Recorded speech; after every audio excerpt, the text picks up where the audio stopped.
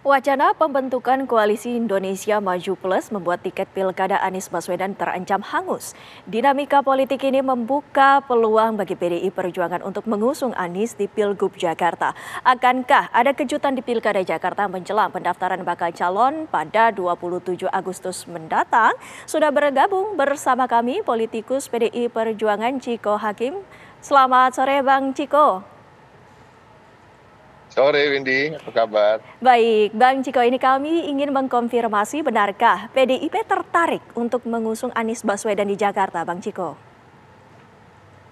Jadi begini, terkait dengan Pilkada Jakarta, sejak awal memang nama Anies Baswedan ini masuk dalam radar kader di PDI Perjuangan, khususnya dari DPD PDI Perjuangan DKI Jakarta ya. Begitu ada beberapa nama yang diusulkan oleh DPD ketika itu, ada juga nama Pak Anies di situ. Jadi sebenarnya sudah cukup lama kami juga tetap menganggap Pak Anies adalah calon yang potensial untuk didukung. Namun sampai hari ini fokus kami adalah masih untuk mengerucutkan nama dari internal kami untuk kami usung.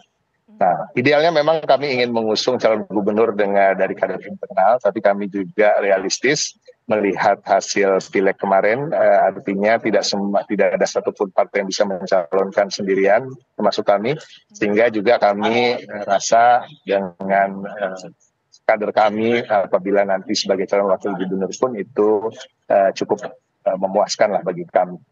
Namun sampai hari ini belum final, termasuk juga kerjasama politik dengan partai yang mana. Namun saya ingin koreksi sedikit, jadi bukan karena Anies Baswedan akan ditinggalkan PKS lalu kami tiba-tiba tertarik, nggak begitu. Justru sangat lebih baik kalau memang kita bisa menjalin kerjasama, misalnya dengan PKS sekalipun gitu untuk mengusung Pak Anies. Kalau kita mengusung Pak Anies, namun sampai hari ini kita belum memutuskan apakah kita akan mengusung yang bersangkutan atau kita memang tetap akan maju mengusung calon gubernur dari internal dan bekerja sama dengan partai politik yang lain. Nah, apa pendapat dari PDIP soal wacana pembentukan Koalisi Indonesia Maju Plus menjelang Pilgub Jakarta ini, Bang Chiko?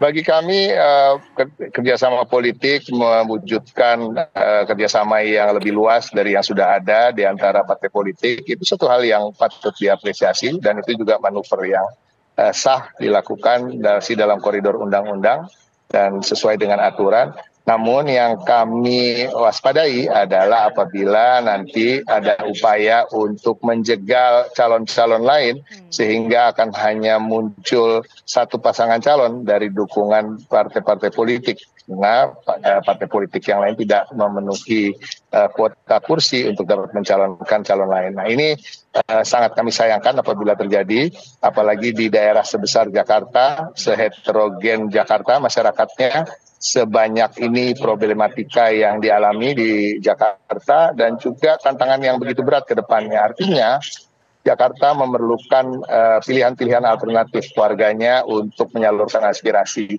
Dan ini juga bagian dari hakikat sebuah demokrasi dan kami harap hak-hak demokrasi warga tidak dikebiri hanya untuk bisa memenangkan satu paslon lebih mudah daripada harus bertanding dengan paslon lain yang juga mempunyai gagasan-gagasan yang baik untuk DKI.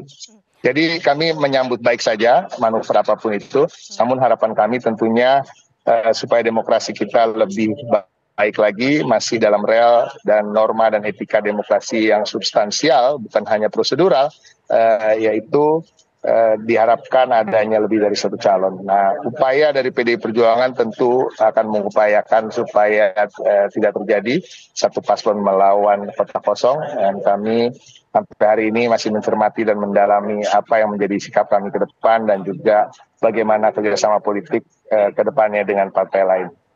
Nah, mudah-mudahan dalam waktu tidak terlalu lama kita bisa memutuskan.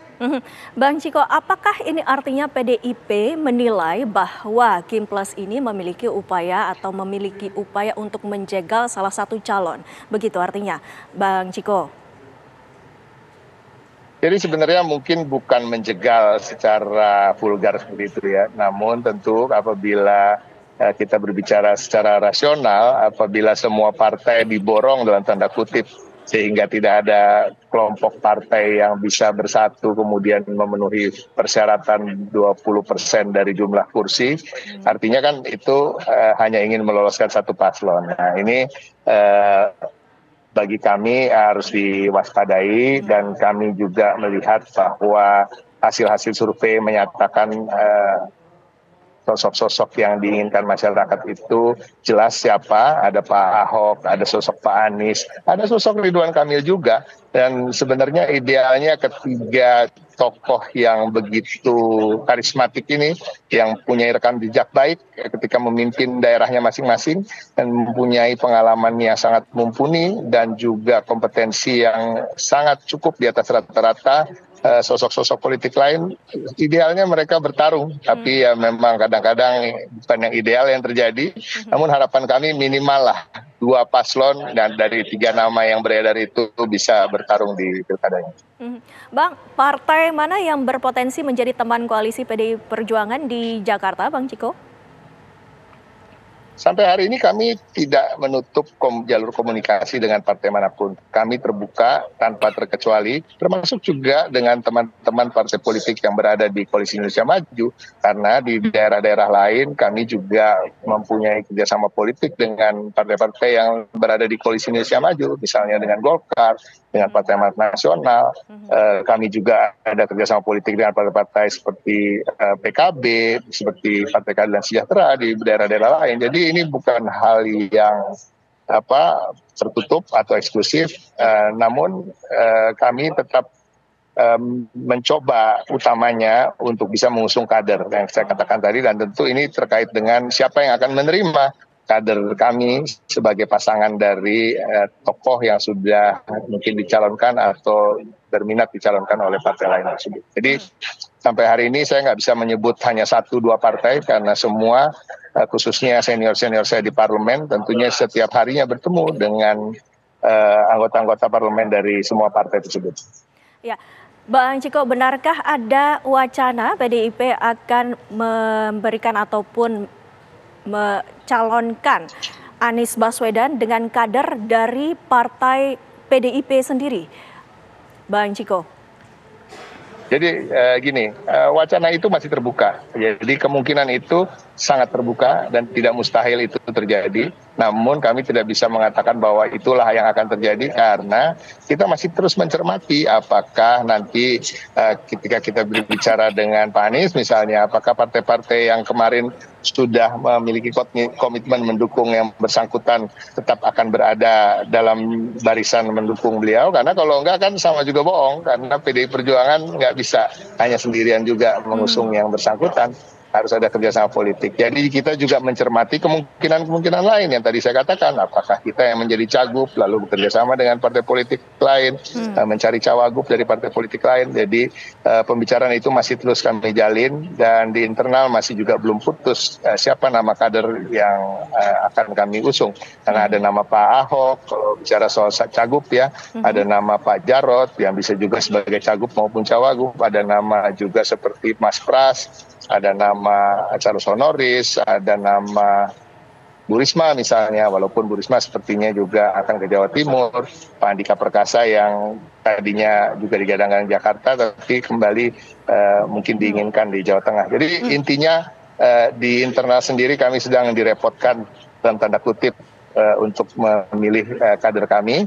Dan bagi kami 28 Agustus itu masih cukup lama, dan harus diingat ya, kalaupun nanti ada upaya dan bahwa ada satu koalisi partai yang bisa mengumpulkan banyak partai sehingga ada potensi melawan kota kosong, KPU biasanya akan mengeluarkan aturan memperpanjang masa tenggat waktu untuk menunggu kemungkinan akan ada pasangan calon lain yang bisa mendaftar. Nah ini masyarakat perlu tahu, jadi masih ada sekitar 20 hari lebih kira-kira untuk kami menentukan siapa yang akan kami usung.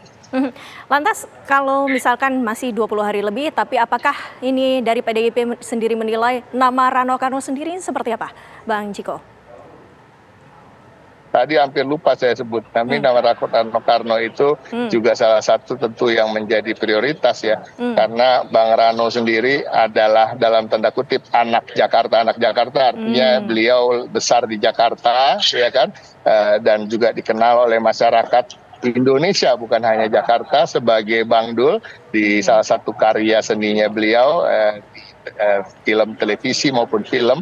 Dan Bang Rano juga mempunyai pengalaman yang sangat komprehensif sebagai anggota DPR, sebagai pimpinan daerah, dan juga aktivis dan juga seniman. Artinya sosok yang cukup lengkap, dan saya rasa bila nama itu disebut-sebut di survei akan mendapatkan sambutan yang positif. Namun sayangnya beberapa survei nama Bang Rano tidak pernah menjadi alternatif yang untuk ditanyakan kepada warga. Namun kalau saya rasa kalau bila ditanyakan pada warga, tentu Bang Rano bahkan mungkin berada di posisi 3 besar.